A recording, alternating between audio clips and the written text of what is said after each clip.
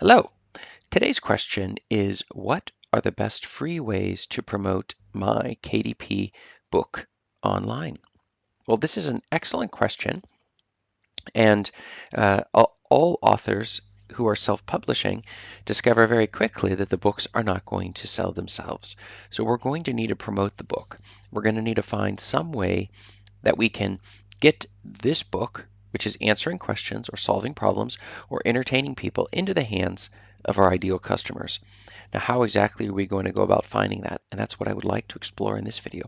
But before I get into that, this is Chris Baird from Self-Publishing Made Easy Now. Hit the subscribe bell, like, and comment if you would like me to make more videos like this one. And check out below my free self-publishing secrets checklist in the description. Now, where I started, I first published a number of books, 2 or 3 books, and I did see some sales, but I didn't explore whether or not there was even a market for the books. I just thought about what I wanted to write about, and I put these books onto the market, and then I quickly discovered that the sales began to go down, right? When you first release the book, it's exciting and you see some sales, and it's amazing that you're even making them at all.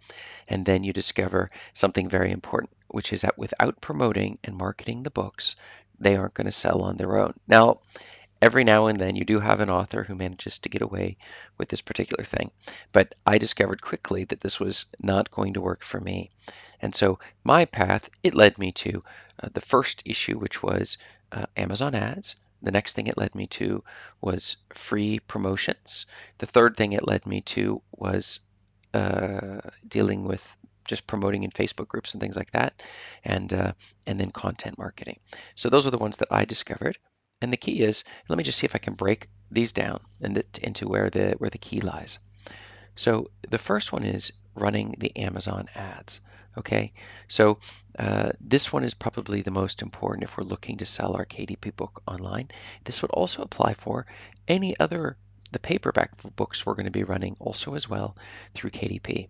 Okay, so we put ads out that go against both the paper and the Kindle versions of our books onto the platform. We set up an ads account and then we run ads against it. This is by far the most effective way to bring sales to your book. So there isn't really a way that actually competes with this one. But that would be the first method. It's the quickest way, I should say. Some of the others can also work. Running free promotions was incredibly effective in a time and age when we found that books were, when they would rank on the free promotions, when they went back to being paid for your Kindle books, it would suddenly register that you were a bestseller.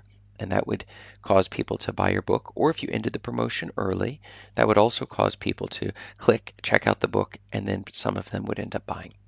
The next one is paid promotions. We can pay people to promote our book. They can go into Facebook groups and they can promote it to their lists and tell people you should buy this book. I've never had much success with that, but some people find that that is amazingly successful with like BookBub and a lot of other paid promotion sites. They also have free promotion sites where they will send your book out on free list book of the day. But in general, it did drive sales, but in terms of the long run, it was not particularly successful. And the final method, which is probably the cheapest, it's the most difficult of all the methods, but it's one that will bring you probably the best success in the long run, and that is using content marketing. And what that means is you're creating videos and podcasts and blogs. In fact, you could just create one of the three and then run the other three through the exact same method that you have. These are then posted across social media. You're building an email list off of these people, and these are people who are interested in your content already, who will subscribe or whatever it might be to get onto your list. And when you come out with new books, you're going to be able to ask them to leave reviews for your books, and they can interact with your books, and it will also be a free way of finding new people to come into your ecosystem, right? And this absolutely costs only as much as it costs to have a domain name and hosting. Other than that, YouTube is free. You can do the podcast through Anchor, and so it's just for the blogging itself. And the email will also cost you unless you do it through, say, MailChimp for the first 1,000 to 1,500 people on your list. And that is by far the best way to build a list and to build an audience that you can take with you, whether we're dealing with the Amazon platform or whether we're dealing with a different platform, to inform people that you have a new book on the market and that you're going to be able to promote the book. What we're talking about here that's powerful is that we control the audience. If one of our platforms like Facebook decides not to show our latest books to the people who may be following or members of our group, these people won't be hidden when we send an email to them to inform them that we have released a new book. So this is also a very powerful way of letting people know which books you have on the market and also finding your audience, people who will be excited to see what your latest book is. So tell me a little bit in the comments below, what have you found? Have you found any other marketing techniques that work?